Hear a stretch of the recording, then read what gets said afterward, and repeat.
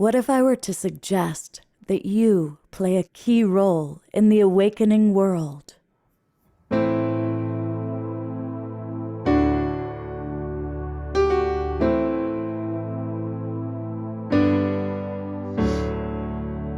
that you are watching this because you have heard the call.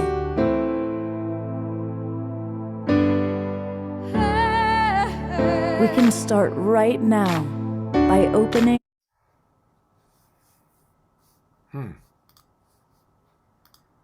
our hearts and minds.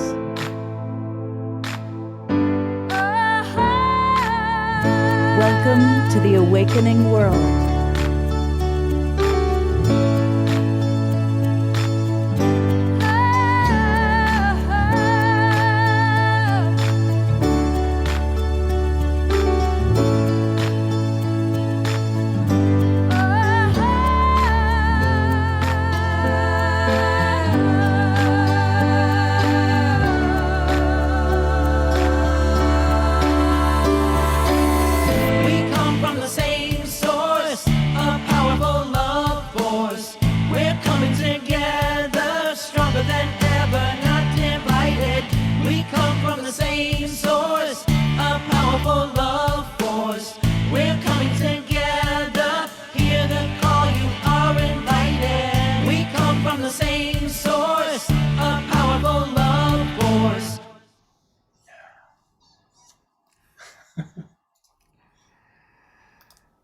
Welcome, everybody, to the Awakening World.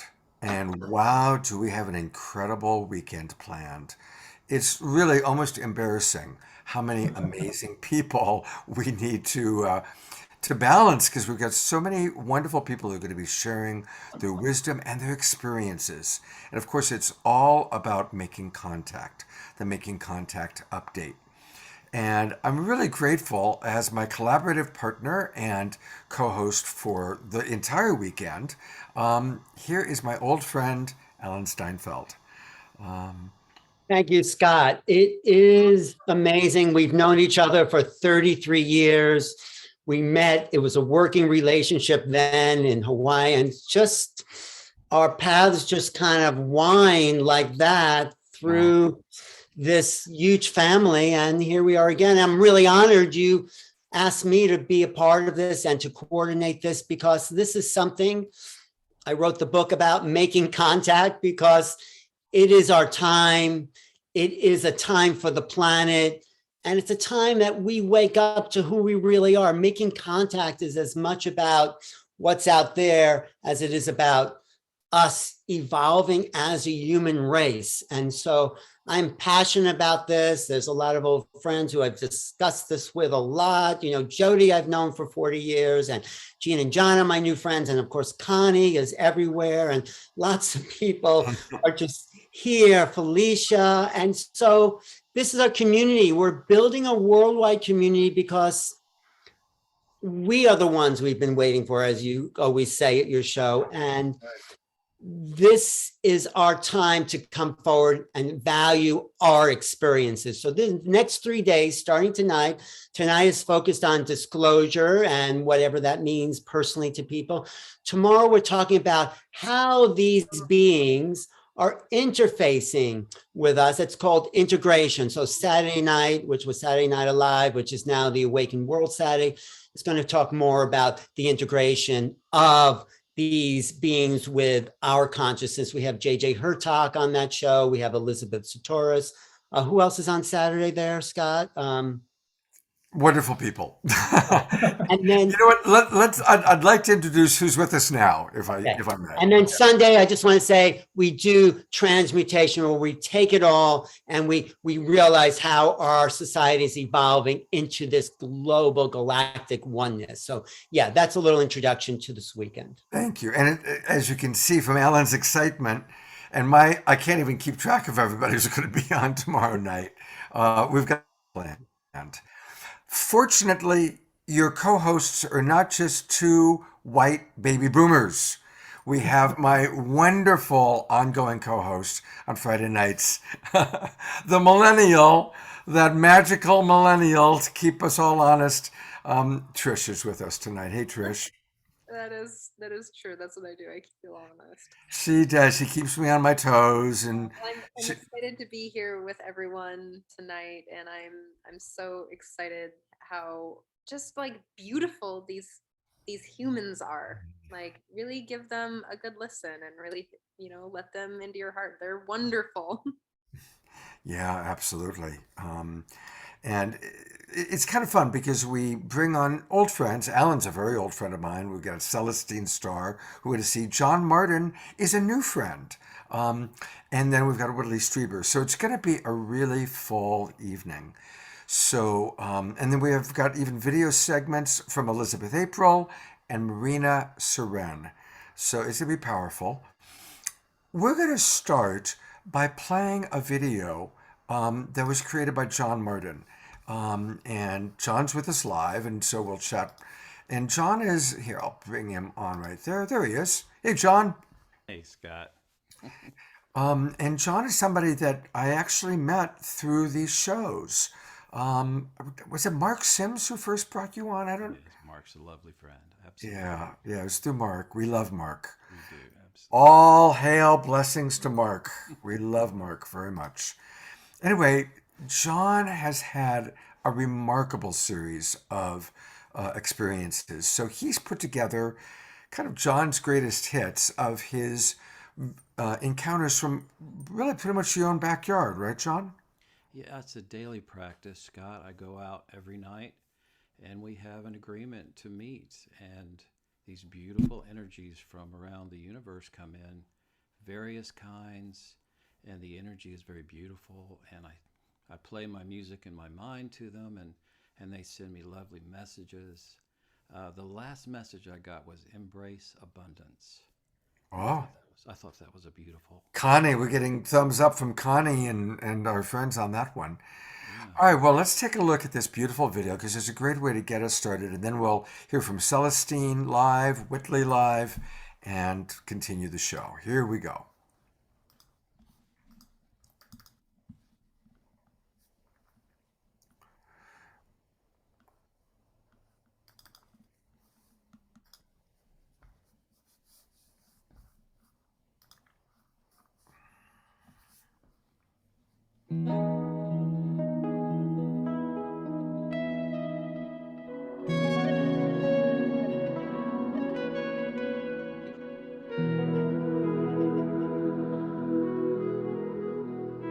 It on just randomly.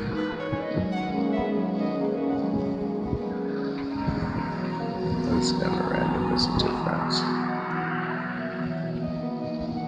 Wow. I mean, that's the greatest thing you've ever seen. Wow, friends.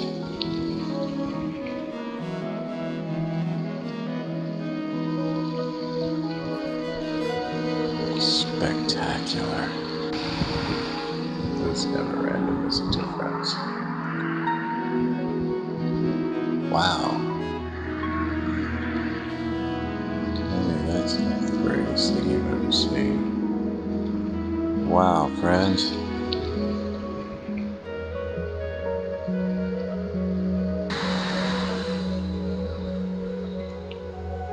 Here's my friend. Hey, beautiful one. Oh, my gorgeous friend. You are so awesome. So great to see you tonight, sweet friend. Hey, how are you, brother? Oh, how wonderfully done. You could be a sister as well. Love you. That was perfect. Thank you so much. Awesomely done. You are so cool. You're so incredible, mother. How wonderfully done, beautiful one. How absolutely incredible you are. You are just absolutely fantastic. Thank you for that. Ooh, nice turn. Hey. Hey.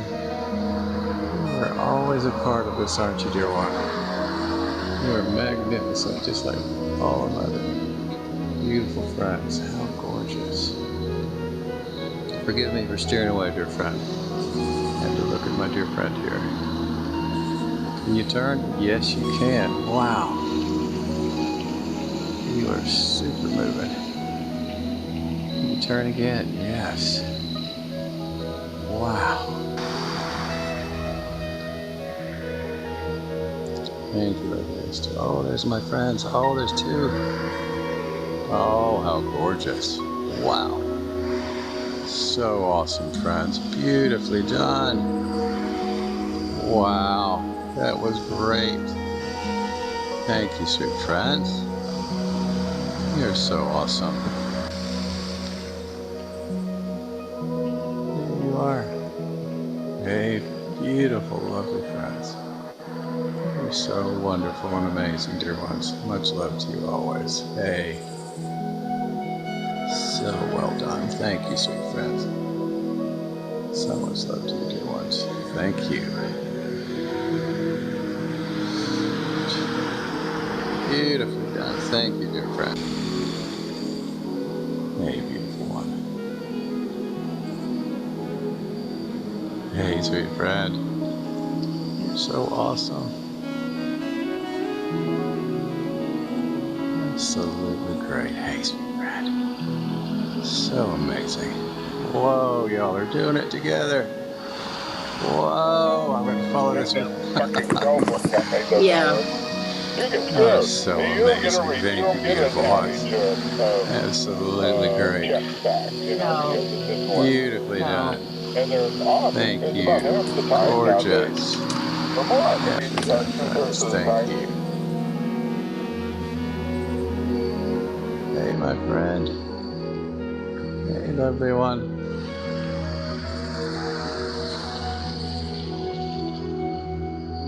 So good to see you. Oh, you went this way too. How wonderful. Wonderfully done, friends. Thank you. Gorgeous.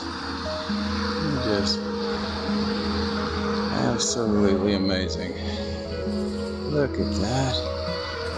Thank you, gorgeous ones. My gracious. You're really doing it tonight. Thank you. That is the most amazing thing ever. Thank you, lovely ones.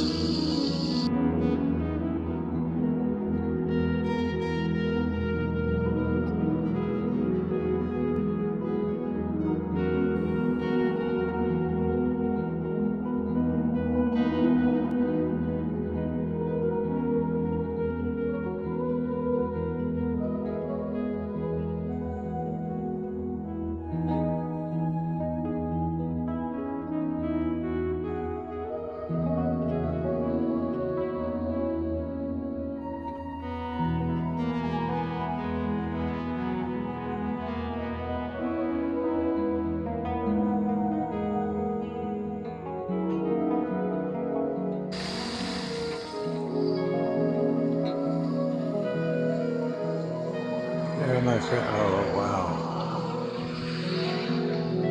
You did it again, friends. I love y'all. Thank you. Thank you for that. You did it. You absolutely did it. Thank you. Thank you, beautiful ones. Wow. Thank you for doing it again for me, sweet friends. Amazing. Thank you, gorgeous ones. Thank you, my dear friends. So incredible. Thank you, loveliest. Wow. There's my friend. Hey, beautiful one. Hey, look at you turning. Oh, how wonderful. Thank you, beautiful one. Wow. You are the greatest. Hey, sweet dear friend. That was magnificent. Thank you, dear one. Whoa, that was moving fast. There, my friends, gorgeous. Beautiful friend. Oh, I caught you. How wonderful. Thank you, beautiful one. I was hoping I would see you tonight. Well done, sweet friend. Beautiful. Oh, look at you go. You are so awesome. Hooray. Well done. Oh, that was great.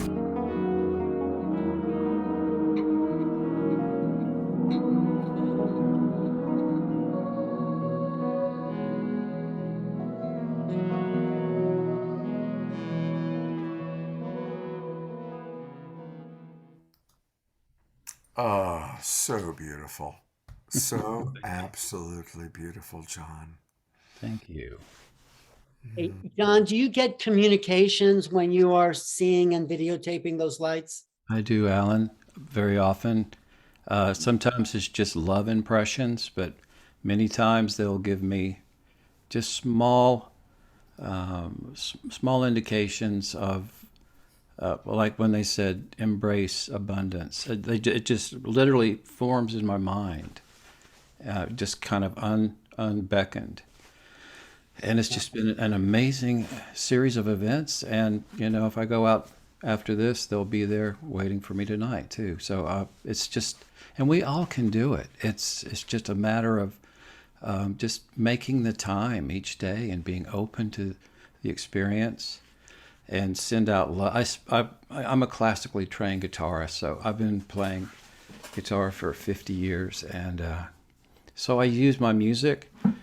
I actually did an experiment. I went on my deck about 5 years ago and started playing guitar and projecting into the universe, and the craft just started coming in immediately.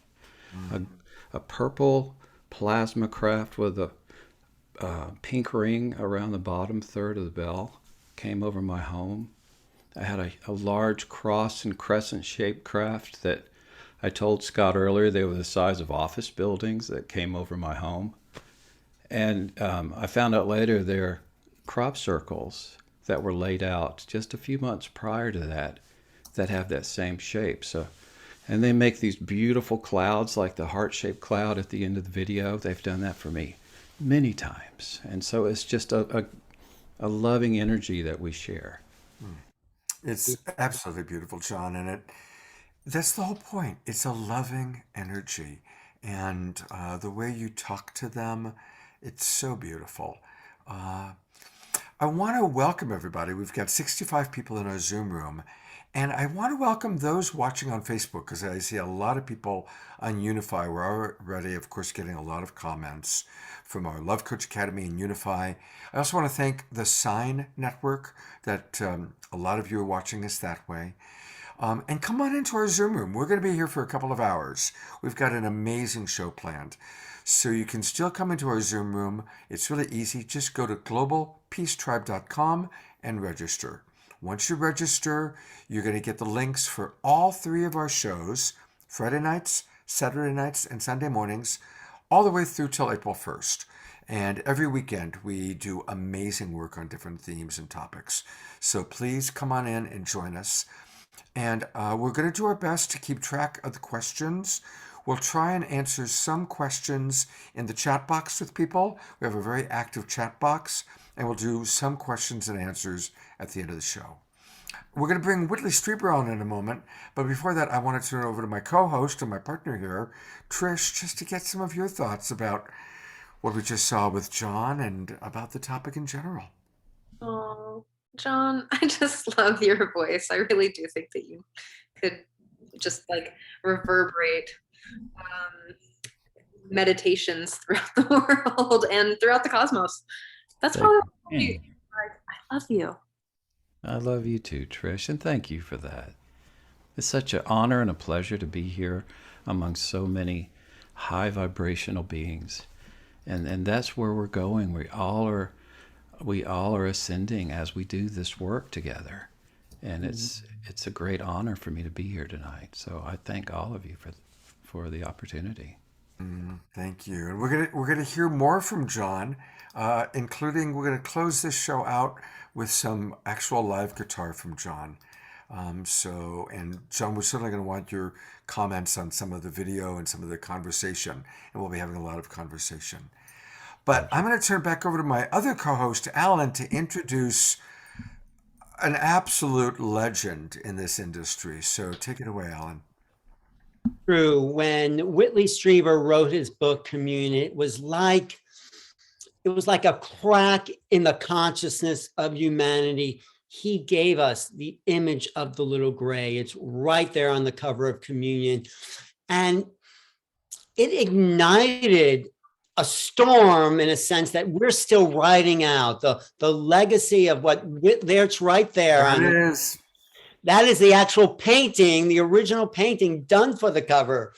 Wow. Thank you, Whitley. And that was Whitley describing to the artist exactly what he saw. But the other amazing thing is once that book came out in the late 80s, Whitley and his wife, Anne, got 200,000 letters from around the world saying, oh my God, something like that happened to me. And so there were abductions and contact before that, but this solidified a reality within the consciousness of the human race. So I am really happy. Whitley put everything on the line to write that book, his career and his life and everything. But he's a soldier, a warrior. He came through, and he is the person I look to see, well, what's going on? And one question, Whitley, how do you integrate the love, which we just saw in that beautiful feeling, into some of the people that may not have had such a loving experience, or maybe it's all love? Go ahead, Whitley. Well, first, I want to thank John for his video. It was really very inspiring and lovely. And John, I want to interview you on my show Dreamland as soon as I can. I think you're in a very special situation. And I might comment that you probably, for your music, probably have one of the biggest audiences that any human being has ever had, because this is a really big universe. a lot of entities are probably listening to your music. Well, that is definitely a sign that we should too. So folks, do listen to his playing at the end of the show. Thank you, Whitley. It's such an honor. You're such a great inspiration to me. For so many years, I've followed you and your work, and thank you for the kind word and your incredible inspiration to so many. I am now a living legend, and what I'm chiefly worried about is, how is my hair doing? Look like $1 million. I look okay still, yeah, in the front, but I'm like one of those old West saloons with a great big fake front. You look behind it, and there's nothing there.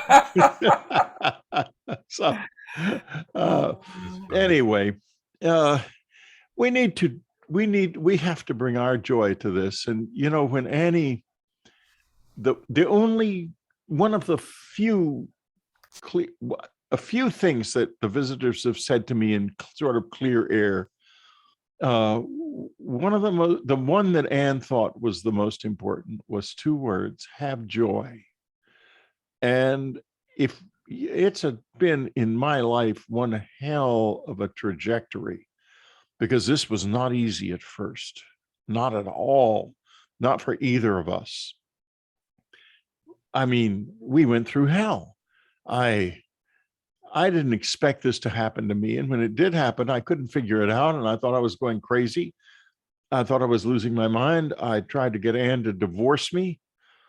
And finally, I have a dear friend in New York, Timothy Greenfield Saunders, who's a brilliant photographer. He's taken most of the pictures of me. That picture of Anne behind me, Timothy took that. And so I said to Timothy, look, I've got something really weird to tell you. This is after I'd been to the doctor and gotten every test known to man. And the bottom line, I was just a perfectly healthy guy who was really scared. So I said to Timothy, I told Timothy the story. I said, how am I ever going to tell Anne?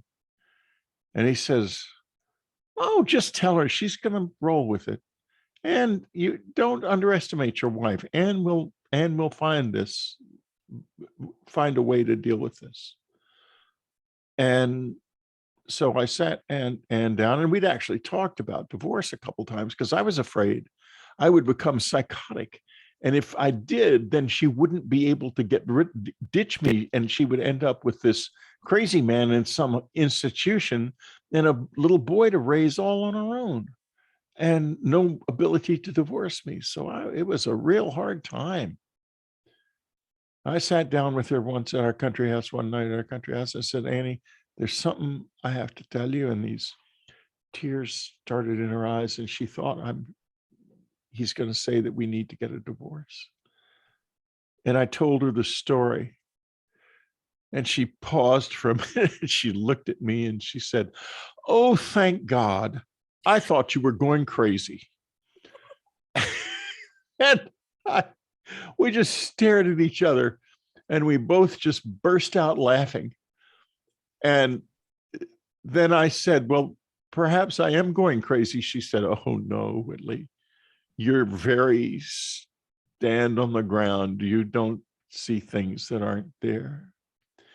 And after I wrote Communion about a year later, a friend who was a retired state trooper in New York came up to the cabin and said, Whitley, listen, I've got something to tell you. Probably should have told you before, but I was afraid. I saw it happen. And this isn't in any of my books. It may be in one of them, but it's not something I've talked about a lot because he didn't want me to talk about it. He didn't want me to spread it around. And, it's one thing to talk about it on a show, but another thing entirely to put it in print where it stays kind of forever. But I don't think anyone would identify him anyway. He and his wife were driving home about 2:00 in the morning, the night after Christmas, the night it happened to me. And they saw what looked to them like the Goodyear blimp in a field near our houses. And it was low down low in the field. And he thought, well, maybe I better stop and help him because that shouldn't be there now. And he stopped the car and got out and climbed the barbed wire fence, which wasn't a big fence in that field. It's probably full of houses now for all I know. But after I lost the cabin, I just vowed I would never go back. It hurt so much. But in any case, he went into the field, and as he walked toward this thing, he could hear someone in it screaming. And he began to run, whereupon lights came on the thing, and it made a growling noise and came toward him. And his wife freaked out in the car, of course, and so did he. And he said, Willie, all I could do was just get back in the car and get the hell out of there. And I think I had left you in there. I think it was you screaming. And I said, listen, I would have left me in there if I'd been in your car, so please don't feel bad about it. But this is a story about what we are struggling with. And, today Uri Geller announced that he thought that there's going to be an alien invasion, as he put it, imminently. And, I've heard that 1,000 times from all kinds of people. Last week, I had Anjali Schultz on my show, who is Alan knows well, and he helped her set up a press conference on the steps of the Lincoln Memorial back in, I believe, November, saying that she had been in a cave with aliens in the Mojave and that they wanted to meet human scientists, and we could bring video and stuff in, and that would all happen on December the 21st. And it didn't happen. And of course, she was just excoriated on the internet. But there's more to the story. So if you do listen to my show, Dreamland, which you can find on my website, Unknown Country, listen to last week's show. And we're on a profound journey on that show. It's not like other podcasts at all. Anyway, Uri said that, and he may or may not be right, but eventually somebody's going to be right because they're very close to us. What is happening with John means they are very close to us. And why would that be? Well, if you look at what they have done, and there's millions of people, not millions, but hundreds, thousands of people out there who say, well, I have this message from them and I have that message from them. They're pro this politician, against that, whatever. There's two things they've actually done that are communication that we know is real. One is they have spent a lot of time around nuclear weapons sites in Russia and the United States, and possibly elsewhere. A few instances in the UK have been reported too. They have made it clear that they can affect the targeting of those missiles. In other words, they're saying something about the danger of nuclear weapons.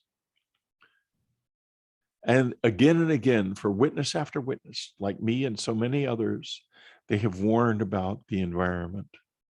And we are seeing a terrifying increase in violence that could easily lead to nuclear war. And we are seeing a terrifying decline in the environment. Now, why would they warn us about those things? Well, for one reason. And there can only be one reason. For whatever reason, they want us to survive. Now, is it because they love us or because they need us for something? Well, I think it's both. And I think that when in my book, A New World, I talk about both. Of course, they need us for something. And they also want us to survive. There's a lot of love there. And one day, Annie came out of her office when she was reading all those letters that Alan referred to a moment ago. And she said, Whitley, this has something to do with what we call death. And it turns out that many of the letters were talking about people's dead friends and relatives, as well as the visitors all showing up at the same time. And this happened in our cabin. We would know at the cabin if the visitors were going to show up because someone would have an encounter with someone who had died that they knew a little while before the visitors came. There was a connection, in other words. We got a call from a man back in those days who was really struggling to find me because there was no internet, and he found me through my agent. And I figured if he's worked that hard to find me, this is important to him. And I'm easy to reach anyway, as most people know. In any case, he calls me and he says, listen, I want to tell you a story. And this is his story. I was in the living room with my wife night before last. Our old dog was asleep, and suddenly the dog got very nervous and woke up, which is extremely unusual. My wife took him out, and as she was taking him out for a second time, she saw what looked like a fireball go across the sky and disappear behind the trees. And she turned back and said to me, you're going to get a call in a few minutes. I just saw a plane going in on fire. He was in the FAA. And at that moment, their little 7-year-old boy came running downstairs saying, Mommy, Daddy, little blue men were in my room and they had Johnny with them. And he said to tell you he's okay. That was his older brother who had died in an auto accident a week before. And the man wanted to know, do I have any reason to believe this is true? And I was able to say to him, yes, you do. A lot of people see our dead with the visitors because for them, there is no barrier between the living and the dead. And for us too, the closer they come to us, the more that barrier will fall. The barrier has fallen between me and Anne. Annie and I meditate and work together every night in the early hours. It's changed recently. It's more like 5 o'clock in the morning, but until very recently, it was at 3. About 6 weeks after she passed away, it had already become obvious for the reasons I've outlined in Afterlife Revolution, the book we wrote together after Annie passed, that she was still here. She was extremely clever about how she made that known to me, because she would whisper and tell friends to call me and tell me that they had heard her say to call me. And then I was at a William Henry conference in Nashville. He's a lovely guy. If you don't know of him, look up williamhenry.net. And one of the participants came up and said, Mr. Strieber, I just had the strangest thing happen. I heard Anne's voice in my ear say, tell Whitley I can see him when he's in the chair.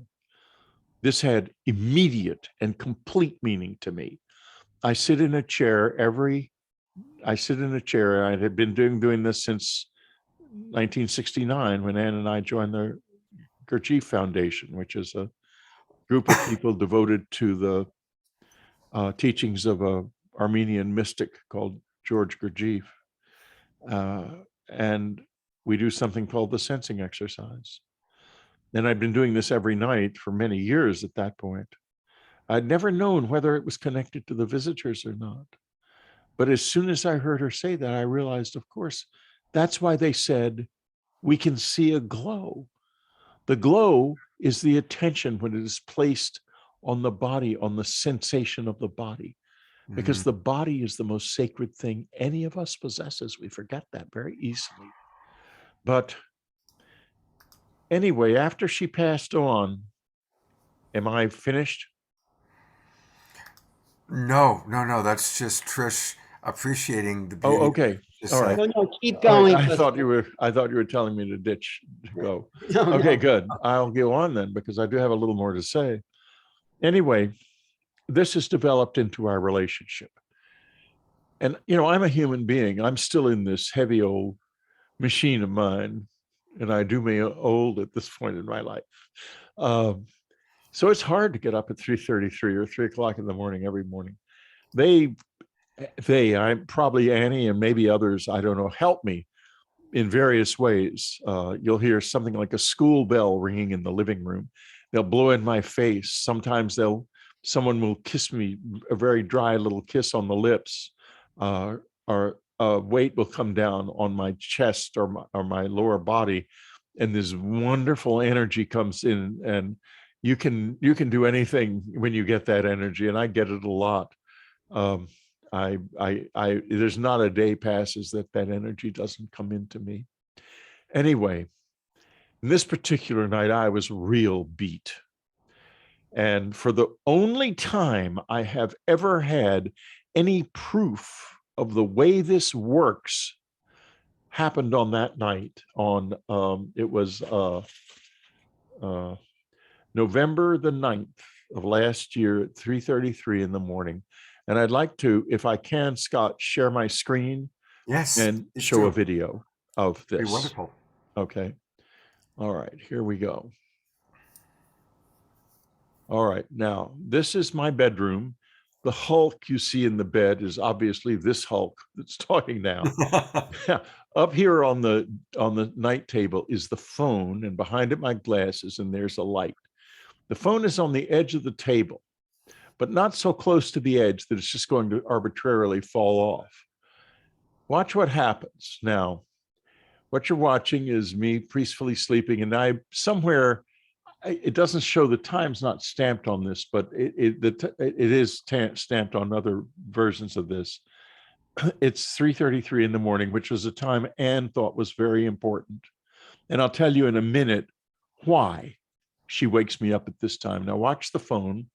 Watch it carefully. It's right here. Yeah. And you're going to see something interesting happen. An actual poltergeist event filmed, only I know the poltergeist very well. She's my dearest friend and my lover. Oh, Here we go. Just a second. my Lord. There it goes. There he is. He's waked up. He's figuring out what the heck. And then he realizes it's time, gets out of bed, and he gets himself going back out to that chair in the living room. Wow. And that's my life. Hey, could you show that again? Because I think I missed what you're showing there. The phone. I knew you'd miss it, Alan. I know you very thanks. well. Thanks. Okay, we're going to just show the moment when it falls off again. Watch closely, Alan, and everybody who didn't see it. Okay. There it is. Okay. Okay. Got it. Thank Okay, good. I'm glad you asked because I'm sure a lot of people missed it. Actually, I love your reaction. It's like, what? Huh? Oh, Yeah, right. right. Time to wake up. I'm reacting. Oh my God, what a beautiful, beautiful story. That was at 3:33, huh? Yes, and that was the time. Anne always emphasized that time. Well, we were at a conference once, Whitley, and you said Anne just flew into the bedroom. as that white moth. You remember? I forgot. Oh what- yeah, that's right. Anne's avatar. Anne is the only dead person I know of who created an avatar before she died. The avatar is the white moth, and she began in January of 2015 to make me memorize a certain poem called "Song of the Wandering Angus," and I didn't know why, but and she said after a couple of days, "Have you memorized it yet?" And I said, "What poem?" "Oh yeah, no, I didn't." And she started crying, and I realized, boy, this is important. I don't know why, but I'm memorizing that poem, and I memorized it. And there are lines in it. These You want to lines. just finish your talk by telling us that poem? I mean, do You want me to? Okay, sure. Sure. I'll recite the whole poem. By William Yeats. I went out to the hazelwood because a fire was in my head, and cut and peeled a hazel wand, and hooked a berry to a thread. When white moths were on the wing, and the moth-like stars were flickering out, I dropped the berry in a stream and caught a little silver trout. When I put it on the floor and went to blow the fire aflame, something rustled on the floor, and someone called me by my name. It had become a glimmering girl with apple blossom in her hair, who called me by my name and faded through the brightening air. Though I am old with wandering in hollow lands and hilly lands, I will find where she is gone, and kiss her lips and take her hands, and walk in long dappled grass, and pluck till time and times are done the silver apples of the moon, the golden apples of the sun. And you can see the white moths in that poem, when white moths were on the wing.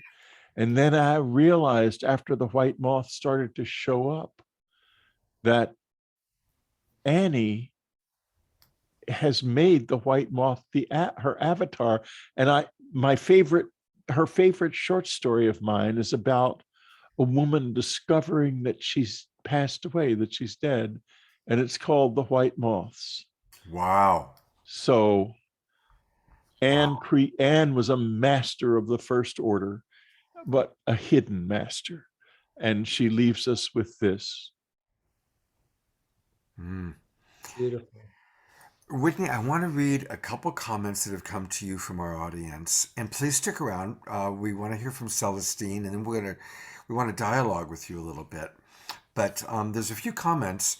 Heather on Unify Facebook writes, "Yes, my dead fiance came to comfort me during their first direct contact visitation," talking about her first experience with the visitors.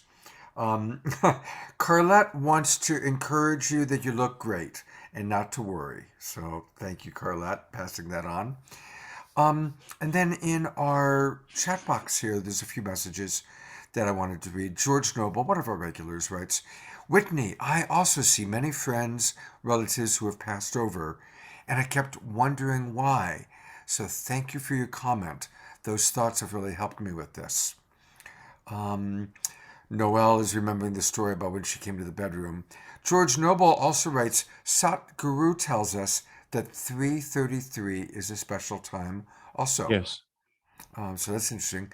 Jeffrey Colebrook writes, "Remember, we are all one and part of the Levolution, and the universe supports our Levolution unification, and that supports us."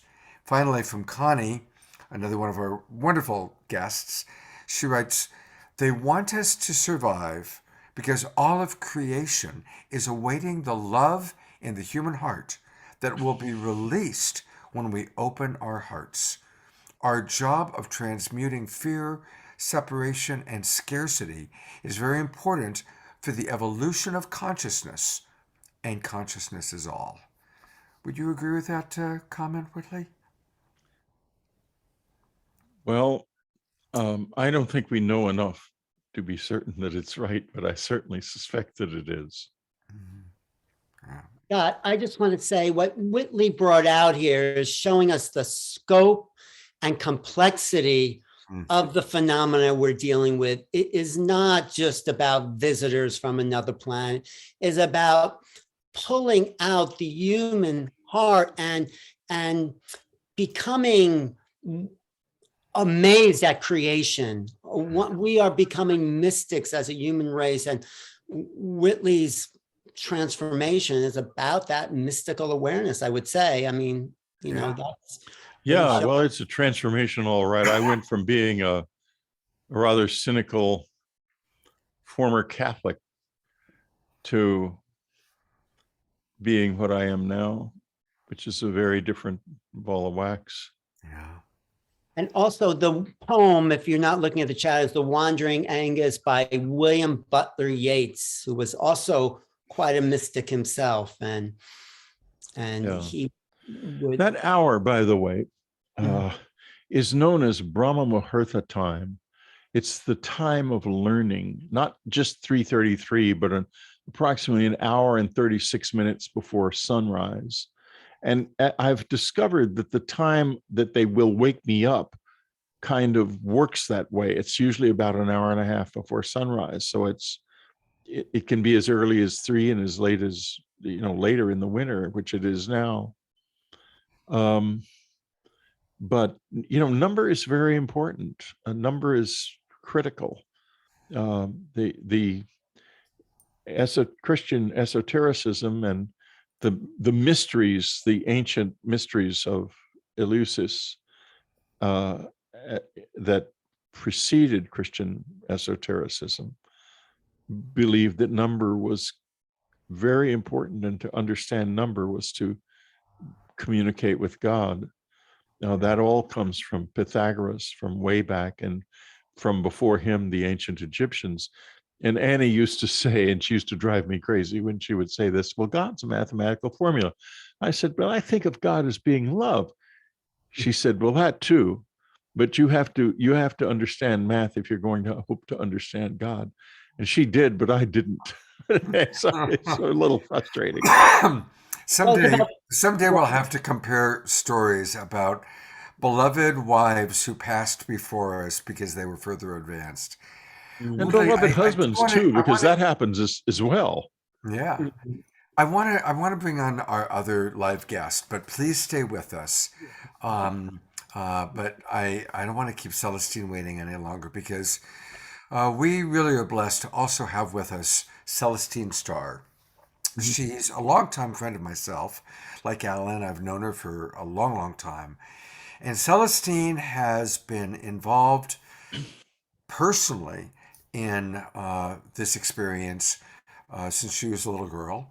And her whole life has been a big part of exploring, experiencing, and helping us to understand. So, Celestine, thank you so much for being with us tonight. I just want to say one thing, Scott, because it connects to what Celestine's saying. What Whitley's saying about number is about frequency and vibration. And that's really where Celestine tunes into this phenomenon as a vibrational understanding from what I know of your work. So yes, Celestine, it's all yours. All right. Well, first of all, let me just bow. I want to bow deeply to you, Whitney. I totally adore you. I love you, respect you. I have followed your work since your publication, and I have been held tightly in the inner realms, you know, hidden from humanity. And it's just recently that I've been able to come out and speak. So I just want to honor your work. I want to say that my mother, before she passed, she was metaphysical. I was raised metaphysical. So I was raised to live in both this dimension and the other dimension. And she said, I will be a robin. And that I love the word avatar, you know, that you said Anne made herself an avatar, but I pass this on to many people to have a symbol, because that is the way the spirit speaks in symbolism when you're on the other side. There's a lot of translation, just as John said, oh, they send me the love energy and maybe a few words, but mostly, you know, the symbolism is important. So I have robins walk with me in the snow, where they're not anywhere, and I know that it is her. If I look in a magazine and see it, I know she's trying to talk to me. So I totally honor that. I want to speak into a few things that you impressed upon me as you were speaking. And I want to say that you become a sensitive. You've opened that part of yourself. And I want to say that all of humanity is being opened, not just because the interstellar people are close to us, but rather we are moving physically as an Earth. Our electromagnetic field is down, the weakening of the Earth, of the sun, and its electromagnetic pulse. And we're taking in more gamma, more gamma rays and neutron rays. So we're literally being elevated in our ability to carry energy. So that's scientifically being proven. This is a part of dissension work where people get headaches or their bodies are adjusting to, I know my body had to adjust to being able to have more energies. So part of my working is to do Skywatch, and a lot of people come out at the beginning, and Skywatching is involving, for me, working with those people, those interstellar ultra-terrestrials that, just like John, come out and, are part, show themselves as their lives. They show their lives to humanity. And from my experience, which started, I could say, back in 1960, when our government decided to, set off about 10 atomic bombs at one time and actually rip the sky in two. Literally, we have to take some responsibility for the situation that we're in right now. 7 years old, watching the sky torn in two with all the adults wondering what's going on. You see black on one side and, regular sky on the other.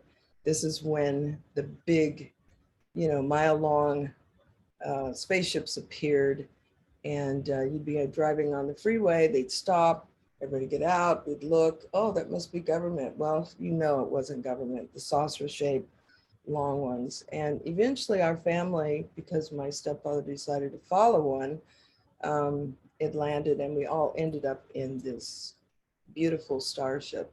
Now, because I was metaphysical, we were trained to understand there was other energies, other beings. You could see the forces, you work with the nature forces. I had a schooling that, you were not privy to, but I want to say that it helped me so that when I was in the examining room with my family, my brother screaming and my mother just really upset, and my stepfather, who called himself the Martian, I was able to be calm and have a communication with a tall gray who was examining. They're very curious because we were giving our children DDT, cocaine in our drinks, opiates in our cough syrups. We were a mess already. And that was like the late 50s going into the 60s.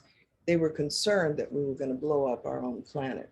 So for me, the star people who stationed themselves over these bases with the nuclear, they allowed us to understand they are not going to let us push the button. And there's many, my brother was a part of the Concord's weapons station, and he spoke about that. They would just fly over and shut everything down electrical for days. And one time, one of the nuclear bombs actually came unloose, he was in charge of, and he said it never hit the ground. He went into white light.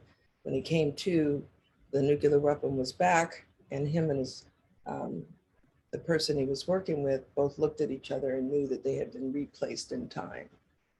So what I do know is they never left. They've been a part of this earth, and I'm going to say interstellar. I'm going to say ultra-terrestrials. When I speak of aliens, we're talking about those connected to the government. But, they never left. They have been a part of the development and the unfoldment of this earth since the beginning. There are groupings that come for resources. There are groupings that come to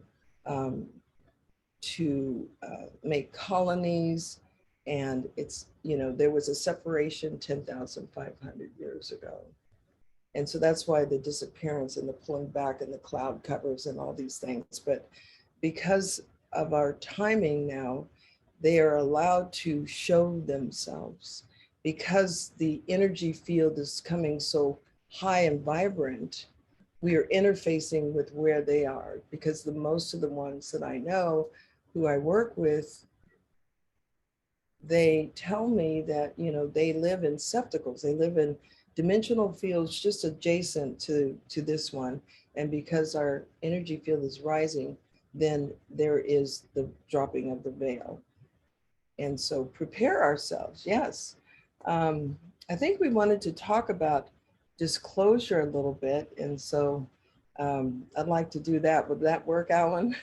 Yeah, definitely. No, talk about in terms of how it's going to affect us and what your insights about that evolution for the collective consciousness is. So for our grouping, the Galactic Earth Council, which, you know, I started way back in the 80s, actually working with people, working with the Galactic Star Federation on a physical basis, also interdimensional, because I'm a sensitive, because I'm an open person. I had a near-death experience and went through the light and met luminous beings. I've already been indoctrinated so they could trust me. Also, I'm sensitive enough to not only sense those that have passed over, but also those of illumination. So what's happening is I work with people from the 80s distinctly with contact and taking people to the gateways. Most people are not ready. I've learned since with the star, I'm going to go back to the sky watches.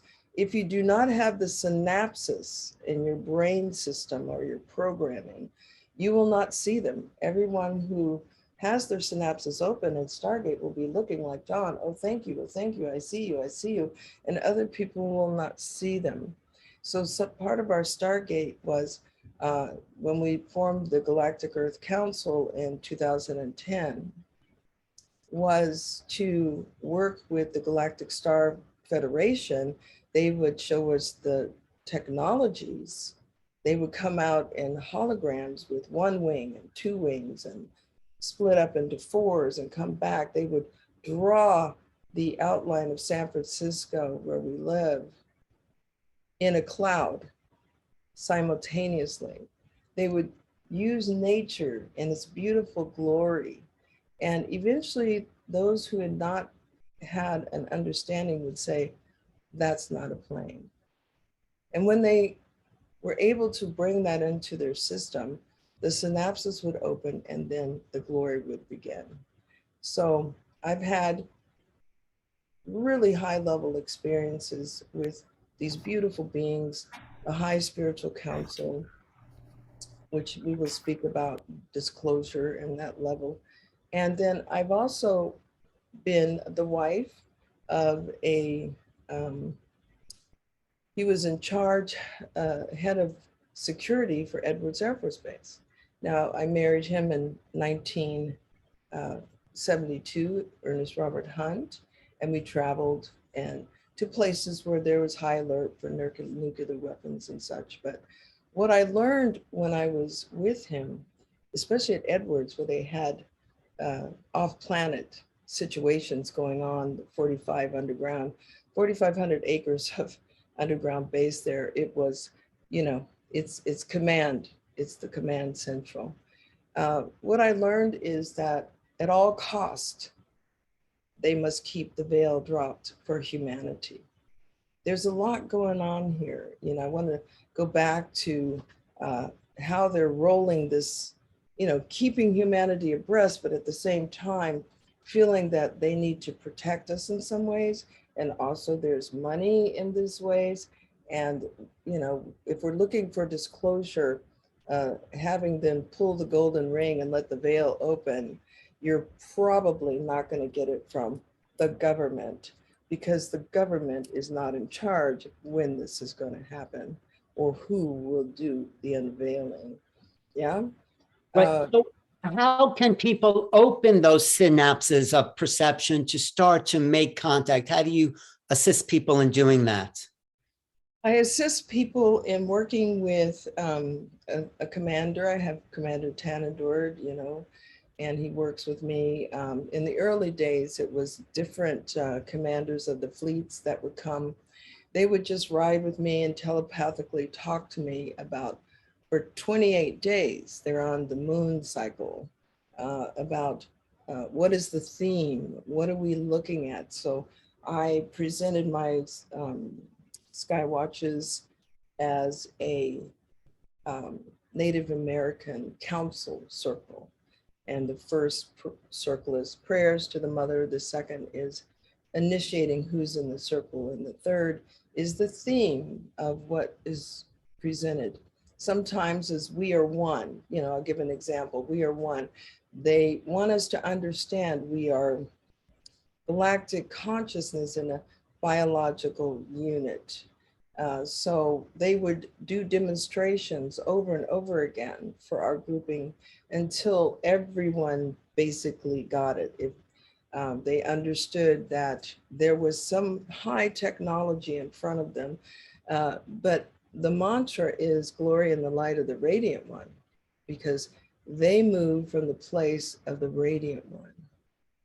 And so this grouping was very clear that they come from the place of love and evolution for humanity, as opposed to, say, those on Edwards, who would love to have this atmosphere filled with radiation so they could step out. You know, you have those that are there. They're definitely there, but they are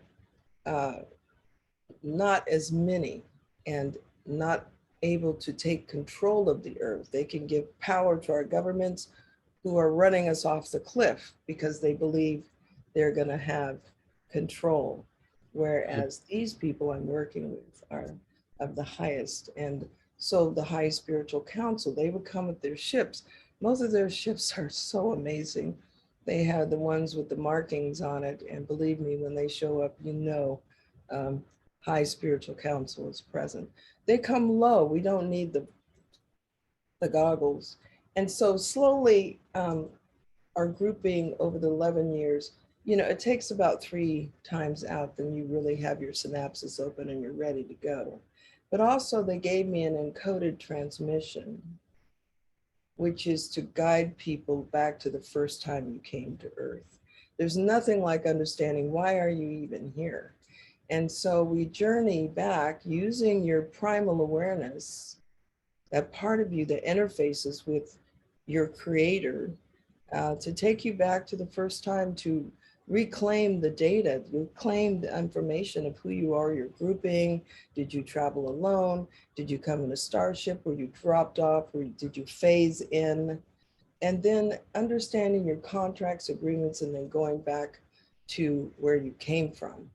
And when you go back to where you came from, you may go into pure light, you may go into sound, you may be a grouping on a planet. It's so individual.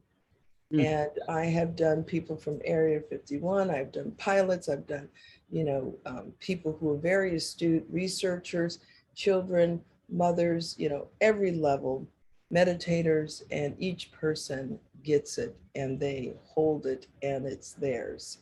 And so once you have an understanding of you as coming here from a different place of beingness and your contracts, do you want to keep them, let them go? You also connect to the humanness of self. So you have your... No, go ahead, finish that. And yeah, I'll just finish that for you. So if a person is aware of their initiatory, their true nature, it is the state of their divinity. And most of them are coming in here for high purposes. And some live through the war, some live through the the battles between the different colonies. You know, at first no one lived in the greening areas, they call it. They lived in septicles or interdimensional places of being, like the Gopi Desert, Shambhala, the halls of Amente. They still do. They still live there. They never left. Forget about it. And so you look at the divinity, the human, and then the divine, the creator. And you have the Holy Trinity. And you have the Philosopher's Stone, of which all things can be. So I've spent the last, 8 years, doing thousands of people, awakening them. And I can tell you, it really is the synapses. It is the ability to become sensitive. And when you do, you can talk to those on the other side. And as the energies raise, people are starting to have that effect anyway. The right and the left side of the brain are starting to function together. So what were you going to ask, Alan? Oh, beautiful. It's beautiful. Just a quick question, then maybe Whitley or Trish or Scott can jump in. But it seems like part of your experience has been a similar trajectory from Whitley, going from the hardcore interactions to this beautiful state of love and openness and transcendence. Would you say that's true on your? I've never been really hardcore. I mean, I understood when they explained to me, they were worried about humanity because we were not taking care. My brother was drawing this, the grays for so long, but it didn't take long. 1986, I opened the Temple of Light, and eventually, they really started appearing to me and teaching me, and immortals and all that. But yeah, I've had the pleasure. The hard pleasure was being with Ernest, and all of the hush hush, and I'm looking at disclosure through the years. I call it the rainbow fairy tale, where they put out the War of the Worlds. We've got Day the Earth Stood Still. We've got Superman. We know that Roddenberry was hanging out with the government doing experiments on transmediumship, of which I did some transmediumship for about 15 years with the councils and working with them. But the government did it with mediums and with the Council of Nine. So they've had this information, and out of it, they gave permission to Roddenberry to do Star Trek. Okay, so they're rolling this stuff out just how they need it to roll out. And but the nature of who they are, they will never tell you the full truth. And this is what Ernest said. If you're looking for your government who's not in control of what this disclosure is going to happen, and if they say to you something, they're not going to tell you the full truth. It just is not going to happen. Number two, the only way they can roll this out is an invasion, which we know that's not true, because I'm working directly with the High Spiritual Council, the Star Confederation, and the Galactic Star Federation. And they're like, we're not interested in that. We're interested in helping you take care of your Earth. Your magnetic field is going down. You cannot do it on your own. We're waiting. They're waiting. If our governments can't pull the veil back and say, look, we need your help. Step forward. Let's be real about it. Be humble. And if they can't do that, then we have to do it on our own, and to acknowledge. And I'm here to say that it's real. We are not alone. And Whitney can say that too. So that's what I would say. Thank you, Celestine. We're definitely going to have more time for you and Whitley to comment and answer some questions. And really, I try to keep it down in time, but you've had such a remarkable life. I felt bad coming in and no, that's good. I'm glad you did. Yeah. I'm gonna bring my teaching partner and Friday night partner Trish on for a moment, and also I'm gonna bring on Whitley and John and Alan and just go into a little roundtable discussion for a few minutes, and then we're gonna take a look at some videos of Marina and Elisabeth. Trish, what comes up for you so far tonight? Oh, you all are in for it. I'm so sorry. I've been really looking into history and the history of religion that dates back 400 BC or 4000 BC. And what I'm as I'm listening to your stories and I'm kind of considering what I've been thinking about and learning is that most beings come from a place of love, and that it's aspects of supremacy that want to keep them away from us, whoever them is, they other. And I was just thinking about how your experience, John and Whitley and Celestine, of these like beautiful love beings actually just being like, hey, like we're wanting to protect you, and we're like whispering in your ear, and how like in this sense of disclosure, as things are starting to shift, we'll have more contact, and we're having more connection, and we're having more understanding, and as we shift as a peoples, that we're starting to be able to hear them or to see them or to be like to access that information. So I don't know if that exactly made sense, but I'm just saying like, oh yeah, like this is where we're heading in our evolution, and this is how we do it, is we do it with love, and we sing to them and we say hi, and then we show up in the night and we wait. Oh my gosh, we scream to them. Everybody's screaming. Yeah. I got a little note from Whitley that he actually needs to leave soon. So I want to ask a question and give Whitley a chance to answer it first, and then we'll, and also Whitley, let us know, and you can screen share about your radio show, because I want people to know how they can find it. So if you could either put that in the chat box or go ahead and screen share it before you leave. I don't know how to screen share it. It's a podcast. It's called Dreamland, and the place to find it is on my website. I'll put it in the chat. Okay, I'll pull your website up, and then you can show people how to do that. So just pop your website in the chat. I'll pull it up, screen share your website. I popped it into the chat, I think. Unknown Country. That's right, unknowncountry.com. I remember that from before. While I'm pulling that up, I'm going to put the spotlight on you, Whitley, to be the first person to answer this question. So obviously, if somebody were to come to Earth and land in China, their experience of human beings would be radically different than Eskimos or Americans or Europeans or whatever. Just as there are 8 billion human beings and all these different cultures and races, likewise, I would imagine, or I believe, that there are multiple races interacting with our planet. And we've heard stories tonight of beautiful connection, of difficult connection. So the question is, what would you like to share with us about your understanding of the different races of extraterrestrials, and how do they interact with each other in relation to our planet? Oh, well, me personally, I can only talk about what I've experienced. Mm-hmm. And I don't even know if there are extraterrestrials. I wouldn't say that I could be sure of that. I mean, I'm not arguing against it, because I think it'd be very hard to argue against it. But I'm just saying that I've never been with them in a situation which would convince me that they were definitely extraterrestrials. Therefore, I don't know what they are.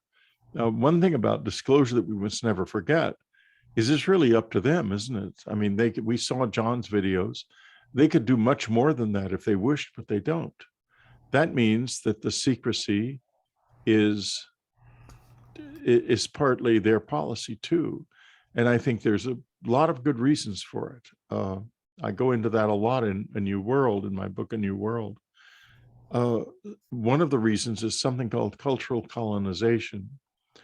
And if not people like us who are very advanced in this relationship, but just ordinary people all over the world in their billions were suddenly to come into contact, what would happen to them is essentially what happened to indigenous peoples all over the world, when Europeans showed up with their superior technology. And not even the Europeans were often very hostile and exploitative. But even if when they weren't, suddenly the indigenous people saw all of these beautiful ships and wonderful implements, knives made of metal and all kinds of things. And they've just abandoned their own culture. And they were only interested now in what could they get from the Europeans. And one of the surest signs that our visitors are very profoundly on our side is the secrecy, because they will not allow that to happen to us. They won't let us be disempowered. They want us to find our own way. And that's what people like us are about. We're about helping to shine the light ahead, because in front of us, there's just the future. Behind us is everybody else. So we got to shine our light ahead. We mustn't hide it under a bushel, as it says in the Bible. And unfortunately, I have a lot. This apartment is called the Unquiet Flat by my friends, and you saw why a little earlier. There's a lot of activity in here, and with it comes contact, physical contact, usually very brief, but it causes me to become allergic, and I'm in a very big allergy state now. Years ago, there was an allergist who would help me, but that program is long gone, and I'm not part of it anyway. And the visitors, there's a little mark on my leg that the visitors will come and the graze and put a little something in there from time to time, and that will tamp down the allergies. They haven't done that in a long time. So I'm quite tired. Whitley, we will let you go. I'm just bringing up your website, unknowncountry.com. Unknowncountry.com. Definitely join his community. So click for his books, podcasts, which we were just talking about. He's got amazing books. I would love to, I really want to just do a full hour and a half with you. And that would be lovely. He's got the latest news. And isn't it cool about the James Webb Telescope? I've been tracking that, and I love reading about what's going on with our own space exploration. It's very, very cool. And also another article I had seen that they just discovered that modern humans are far, far older than we thought. So he's got really interesting news here. Whitley, thank you so much for your generosity of putting this together. It's been here since 1998, if you can believe it, and started it back then. And I'm glad people usually don't promote it in any way when I'm on a show, very rarely, except, just a casual mention. But it's a truly wonderful site. And another thing about it is it's a social media site that doesn't track you. and it has got lovely people on it. People very much like most of us. Yeah, I'm seeing a lot of my friends there. And yes, I will send you a personal invitation. Let's do just a conversation with you where we can go really deep. Thank you. And would love to Celestine and John, it was so nice to hear both of you. And I think you're doing wonderful things. Thank you, Whitney. And I just adore you and your wisdom. And I'd love to have a deep conversation with you. And well, one day I've got a book I've got to finish. Of That's course. the main thing right now. He's also going to be at the Conscious Life Expo this coming weekend, February 4th to the 6th, LAX Hilton. You can find him live there, giving lectures, panels. So thank you for being here with us tonight. Thank you. Thank you for having me. So much for your time, Whitley. Bye-bye.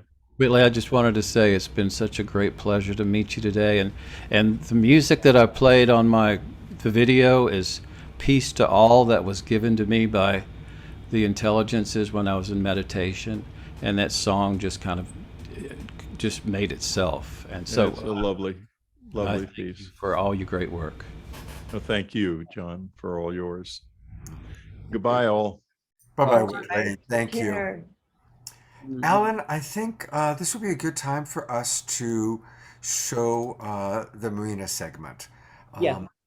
I just want to add to what you asked everyone what they got from that. What I'm getting, and I didn't expect from this show, is that this humanity, this core humanity, is really about this experience, this phenomena. And we've been done a disservice not to know who we really are as human beings by, our media, our education, our politics, our religions have put us in these boxes. And what Celestine and Whitley and John and all of us are sharing is that we are infinite beings. There's so much more to humanity. And maybe it takes these visitors to wake us up to who we really are. And this person that Scott just mentioned, Marina Seren, is in a way one of those visitors. You want to say something about Marina, Scott? Yeah, Alan and I have been in this world a long time, this UFO world. And I was producing television about this stuff 30 years ago. And I've been around the block. I've interviewed 8 former astronauts, 30 former military officials. I've produced over 100 nationally broadcast television segments about UFO stuff or things related. And you're about to meet a woman who is absolutely, positively a hybrid. It's like the next level of our understanding. She's delightful. I've interviewed her a couple times now. Alan has spent much more time with her. And she's 21 years old, extremely intelligent, extremely loving. And as you look and listen to her, it becomes really clear. It's kind of like, imagine if you've only heard about black people. You've heard that, oh, well, there's, you grew up in a white-skinned community and you've heard about black people, but then you actually finally meet your first person who's genuinely of African descent and looks the part, right? That's what you're about to experience with this woman. You're about to see someone who absolutely is a hybrid. Yeah. And she talks about her being a hybrid and what that means, it's remarkable. It's actually kind of cute because in this particular segment, you're going to see she's 21 years old. And she talks about kind of breaking away from them, just like most 21-year-olds are dealing with breaking away from their family, right? Only her family happens to include an extraterrestrial parenting. So that's. I'll start with that and turn it back over to Alan.